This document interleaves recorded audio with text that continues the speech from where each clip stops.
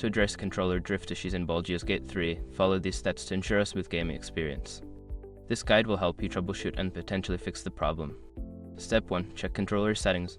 Ensure that your controller is properly configured in the game settings. Head to the options menu and navigate to the controller settings to confirm that the correct input device is selected. Step 2. Update controller firmware. Check for any available firmware updates for your controller.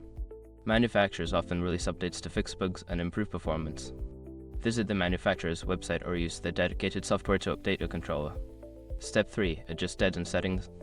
In the game settings, look for dead zone options.